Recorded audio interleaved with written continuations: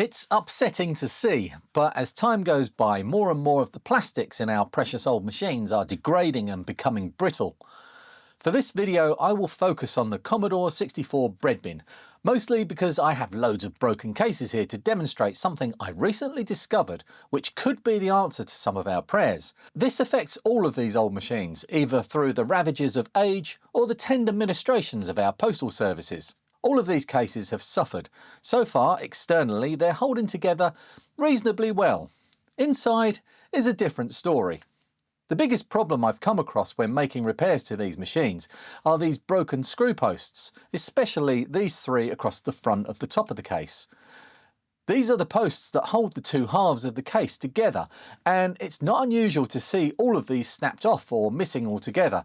Up until this point, if I see all three screw posts are broken, the case is written off as I've no way to repair these reliably. Another area of interest, and one I've seen many others cover before, are the case clips across the backside. There are two different styles of these. Some have these chunky clips which rarely break and work really well, but most have these thin clips which were never designed to last more than a few uses, let alone 40 years of opening and closing. I wonder which ones cost Commodore more to make. Again, it's not unusual to see all of these thin clips broken. In fact, in all four of these example cases, there is exactly one clip that survived. In this video, I will share my new method for repairing both the case clips and the screw posts, and doing it in a way that I feel is stronger than the original plastics were right back when these machines were rolling out of the Commodore factories. It's not a new wonder product or some secret sauce concocted from kitchen ingredients, and to save you time, I'll give it away right now, as it really isn't that big of a mystery. Then you can rush off and experiment for yourself. But do me a solid though and leave the video running, maybe even subscribe. This is UV resin, often used in arts and crafts to make all kinds of shiny things. But before we get into this and what it can do, I want to wind back to how this all started for me. Now, while I love a good resurrection project, we have to be realistic. Sometimes a case has spent 40 years being a chew toy for a dog, or has been shattered into so many pieces that even my UV resin can't save it. When you hit that point of no return, that's where today's sponsor, PCBWay, comes in. Most of you know them for their high quality PCBs, but their 3D printing service is a hidden gem for us retro enthusiasts. If your C64 case is beyond saving, or if you're looking to build your own ultimate C64, you can actually head over to their site and upload the STL files for an entirely new case. And I'm not just talking about hobbyist grade FDM prints. They offer industrial resin SLA for a finish so smooth it looks like it came out of an injection mould, or maybe nylon SLS if you want a case that is virtually indestructible, or even tough resins which are perfect if you want to recreate those internal clips we've been talking about with professional grade precision. The best part is their instant quote system. You just drag and drop your files, pick your materials, be it PETG, resin, or even CNC machined aluminium if you're feeling fancy, and they'll handle the rest. It's a brilliant way to keep these machines alive when the original plastics have finally given up the ghost. So if your current project is looking more like a jigsaw puzzle than a computer, check out the link in the description below and see what PCBWay can manufacture for you. Now, let's get back to trying to save this Breadbin with some light activated magic. As many of you who watch my content know, I fix a lot of Commodore 64s. A lot. And one thing I really don't enjoy is repairing the plastics. I also don't like cleaning keyboards. So if anyone has a wonder product for that, please let me know in the comments. Anyway, I don't enjoy repairing case clips or screw posts for a few different reasons. One, it's messy, and working with two-part epoxy, which up until now has been my go-to glue, is unpleasant. The smell gives me a headache and it makes a sticky mess. Two, it takes ages. This 5-minute Gorilla two-part epoxy takes 24 hours to cure. Not 5 minutes. That's just the amount of time you have to use it before it goes off. 24 hours is a long time, and I'm not a patient man. 3, even if you get it right, the strength of this glue is not guaranteed to be high enough to deal with the pressure you can put on a case clip if you get it slightly wrong when fitting a case back together. Sometimes they just pop right back off. And 4, up until now, I couldn't actually repair screw posts, not the long ones that hold the case together. These are just too long and thin. The original plastic is super brittle, and the pressure of a screw being driven into these with any kind of force is enough to shatter them. Two-part epoxy is good stuff, but it has a lot of downsides. So let's talk about this other resin-based glue. Like all the best ideas, this one is a group effort and other people are involved. In this case, it's one of our retro hardware Discord friends, Gedgehead. This clever individual shared with us his toast rack project in which he took one of these, a ZX Spectrum Plus 2, a good machine and the first of the Amstrad created Spectrums, and turned it into one of these, a 128K toast rack, a much more desirable incarnation of the ZX Spectrum line of machines. Inside, these are pretty much identical electronically, with the obvious difference being the tape deck on the Plus 2 and the toast rack on the toast rack. Gedgehead, with surgical precision and a big saw, chopped off the tape deck from the Plus 2 and reattached the end of the case.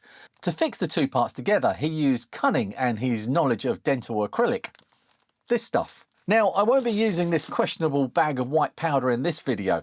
I'm sure this is amazing and would probably work just as well as what I will show you next, but I want to share something that is cheap and readily available and also maybe safe-ish to work with. I'll save this for another video though.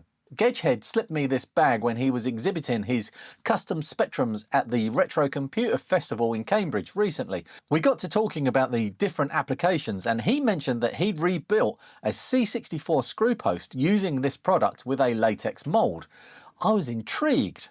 After that event, I managed to bring home a horrible lurgy which floored me for a few weeks and made me forget about most of this until I randomly came across a listing for UV-curable resin on Amazon, which set my mind racing.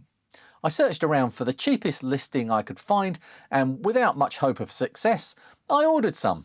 Before I continue with the interesting bits, I should just make everyone aware of a few important safety points regarding using resins and UV lights. If you use anything like this where a reaction is taking place in a liquid, there's a good chance that a byproduct of this will be some off-gassing. I don't know what this stuff is made from, it has no ingredients listed on the label. There is a warning sign here at the bottom, but the accompanying text is so small the resolution of the printer they used to make the labels couldn't reproduce the text. I would also avoid getting this on your bare skin. It's likely an irritant. Another point to make is that UV light, especially the UVA light from this lamp here, is very unhealthy for your eyes. It's probably not amazingly healthy for your skin, but eyes are the things you need to protect when using one of these. A set of suitable protective eyewear is advisable. That is the end of the safety warning.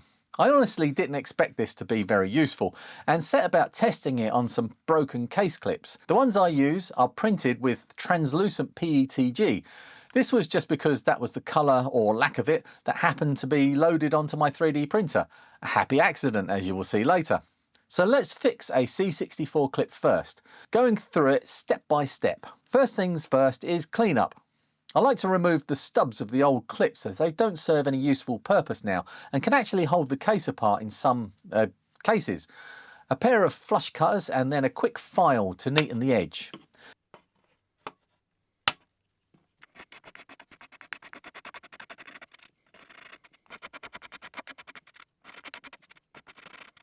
Next, this section here can have raised bumps. No idea why, and they're not always there, but even if they're already smooth, I like to file away at this surface to roughen it up. Once the bumps are removed, I scratch away with the end of a file to create a key for the glue. Then a clean with isopropanol and a blast of compressed air to clear out the area. A generous dollop of glue can go in here. It's not too important if you use too much, but you want to make sure you have enough as it will be tricky to add more later. I also like to add a dollop to the fins of the new clip. One thing I've started doing since filming this video is using blue tack as a dam to prevent this resin running out of the bottom. I should briefly talk about this specific clip I'm using here. This isn't the regular one that you may have seen on other channels or for sale in various places.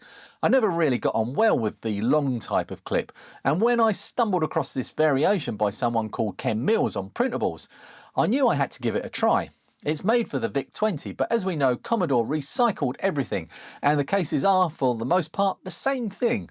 I should note at this point, before many keyboards are hammered by angry commenters, that there are many different versions of the Breadbin case, and in the past I've had trouble making the long clips fit in some of them.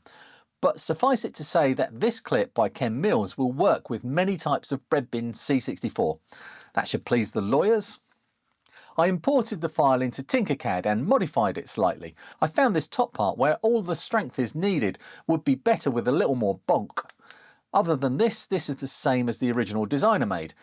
One more modification will be to add some of the UV resin to the back of the clip, and here we will see this wonder stuff in action for the first time. I've found that the weak point of these clips is right here. I've had one snap right off at this point. So to prevent that, I want to put a blob of resin across the backside where it will give this joint extra strength. Now, for your entertainment, I will attempt to snap one of these clips, and we can see, even with my feeble strength, it didn't really put up much of a fight. So let's fix that. This resin is reasonably viscous in its consistency, not too runny and thick enough to work with. A blob on the back of a fresh clip covering the weak spot, and then the magic. A very strong UVA lamp will cure this resin in a matter of seconds, 30 seconds in fact, and with that cured, can I snap this clip?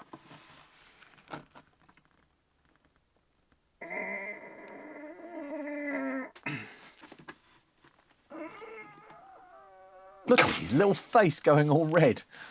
So the answer looks like no. The resin has defeated my puny strength and feeble fingers. The good thing about this clip design compared to the other long clip is this one has these ridges where the glue can flow into. This creates a much greater surface area and makes a much stronger bond. If it's going to fail, it won't be the 3D printed side. With the glue on both sides, I simply place the clip into the slot and line up this edge here along the back of the case. Unlike with two-part epoxy, I don't need to clamp this in place and leave it for 24 hours. No, this time all I need to do, being careful not to knock the part out of alignment, is blast it with UV light from my amazing death ray lamp. Thank you again, Phil. If you want one of these lamps, there will be a link in the description. They are amazing. But get yourself some protective glasses. They not only will save your sight, they are also incredibly stylish. Link in the description.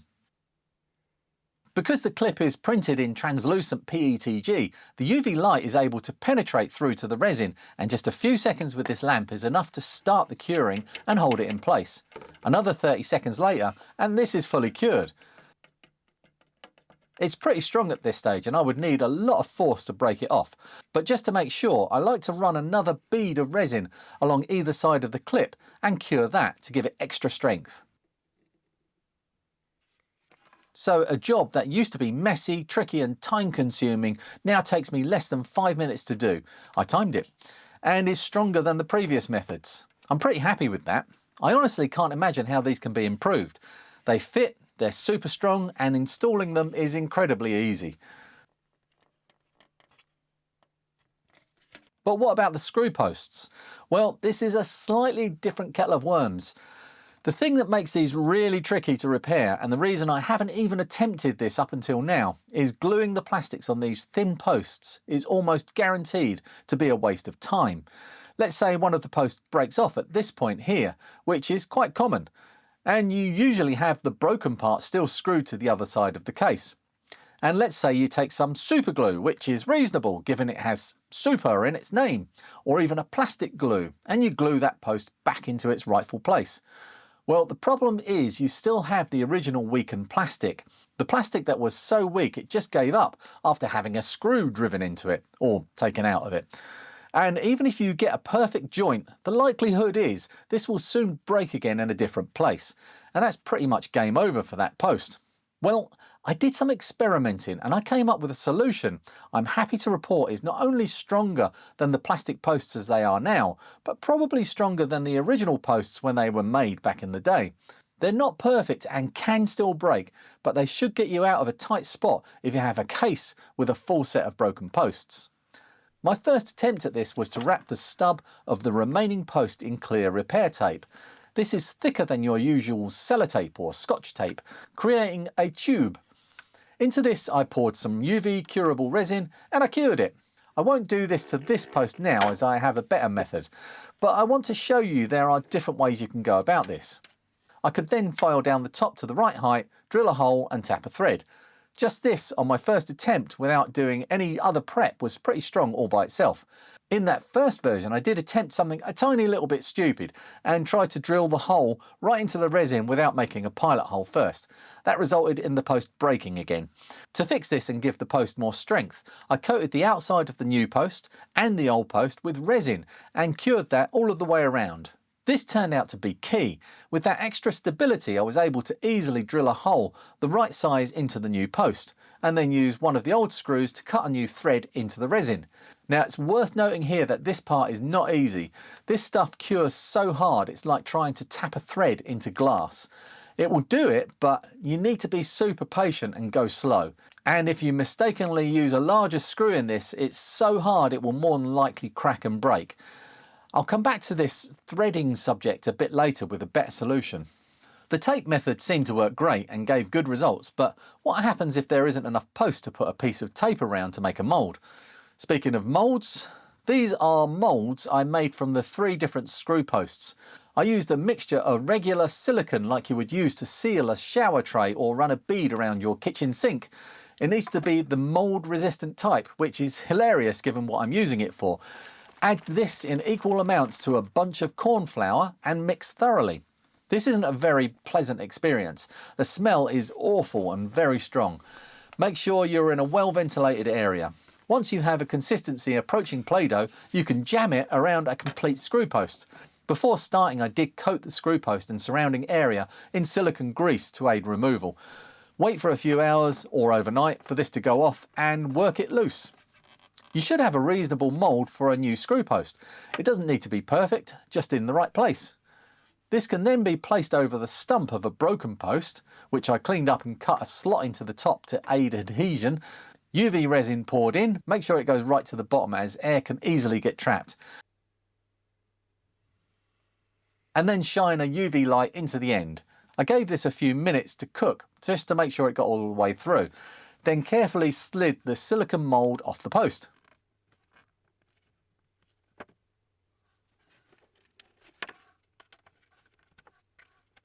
It looks good at this stage. Not perfect, but it doesn't need to be.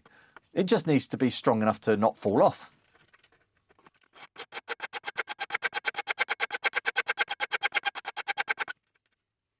Before drilling, I'll run some more resin down the sides of the new post, making sure it reaches the inside of the case. That should make it strong enough for drilling.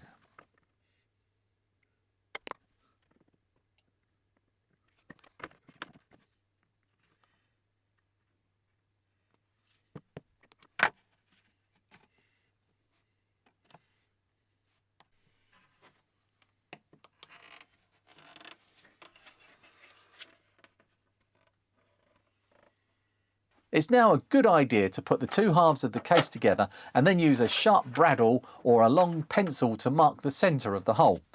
Again, this stuff is so hard that even trying to get a small mark into it with a hard pointy tool is super difficult.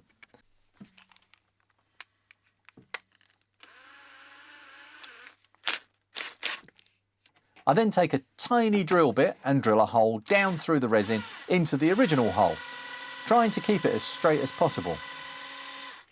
I'll repeat this with progressively larger drill bits until the hole is around the same size as the screw. As I noted before, this resin is much harder than original plastic, so cutting a thread with a screw is very difficult.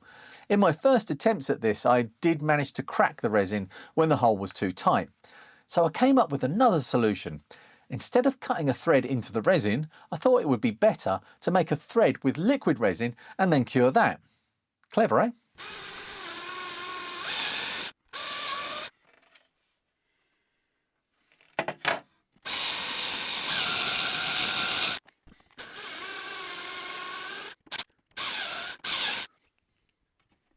With the hole drilled out to the same size as the screw threads, it can easily be screwed into the hole with minor resistance. Now I need to drizzle some resin down into the hole, not too much or it will be forced out by the screw and make a mess. To stop the screw being stuck in the hole, I coat it with a generous amount of silicone grease, then carefully screw it back into the post. Then another blast of death rays on all sides. The screw is opaque after all, and the new thread should be set, allowing me to unscrew the screw. Now, inside this post is a perfect thread made of super tough resin. I think it's still a good idea to go easy on these. The one downside of this material is its hardness. That makes it less likely to deform and more likely to crack and break. It's a trade-off and just requires some care when screwing the two halves of the case back together.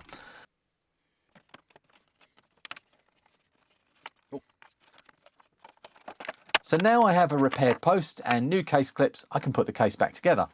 It feels super sturdy, much more so than the original clips.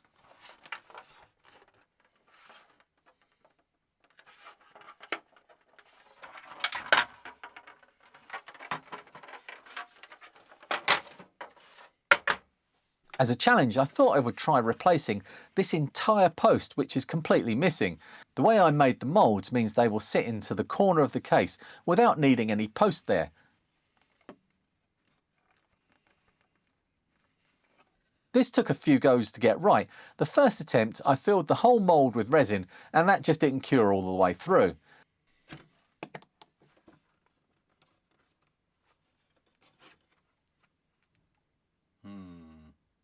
On the next attempt, I poured small amounts in, cured them, and then made sure they were pressed down. It's really easy to get a bubble, which ruins things.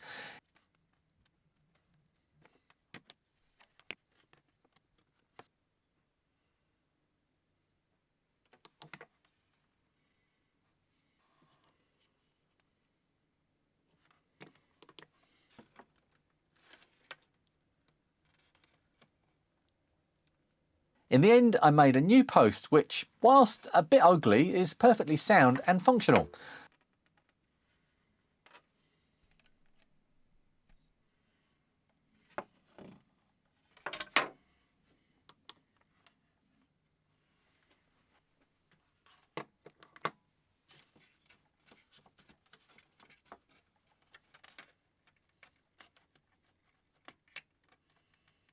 It's rock solid.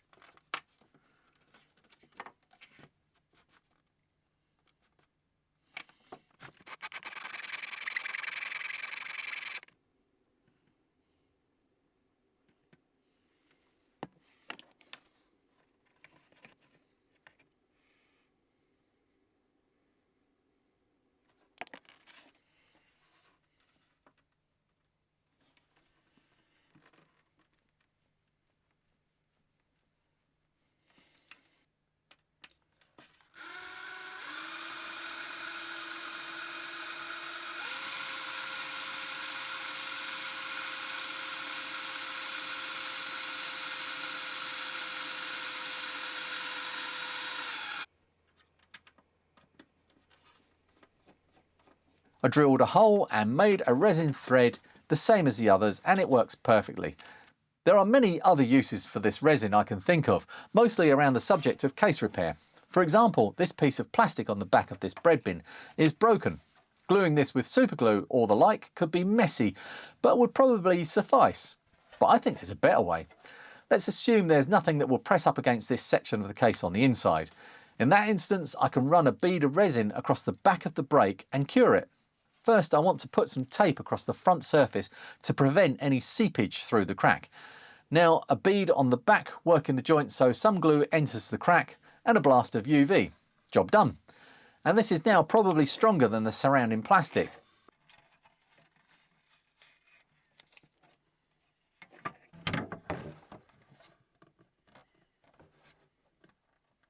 I can see this being very useful for many types of repairs, and when I saw this sad disaster unfolding on the Retro Hardware Discord, invitation link in the description, I had to share my secret.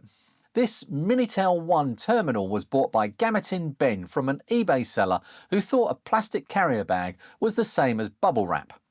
It was posted as a complete device and arrived as a do-it-yourself terminal kit.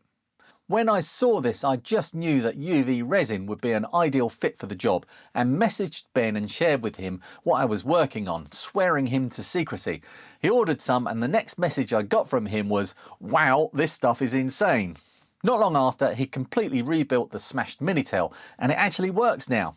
So that's it. I'll be keeping a bottle or 3 of this UV resin handy in my workshop for future repairs. I hope you find this useful, and if you manage to repair something cool, please let me know. Thank you for watching my video. If you would like to see my many repairs involving the bits that go inside these cases, then you can find my repair channel over at More Fun Fixing It. A link will be in the description. If you already enjoy my content and are thinking about ways you can support my channel, you can also find a link to Patreon. Patreon members get early access to all my content, sometimes weeks in advance, as well as regular behind-the-scenes updates and a super secret Discord channel for Patreon members. And if that is not for you, then maybe just subscribe to one or both of my channels so you have a better chance to see when I post new things. I have a huge list of projects I'm very excited to share with all of you in the new year. And that is now the end of the video. And anyone left watching at this point is a real hero, or possibly asleep. Either way, sweet dreams.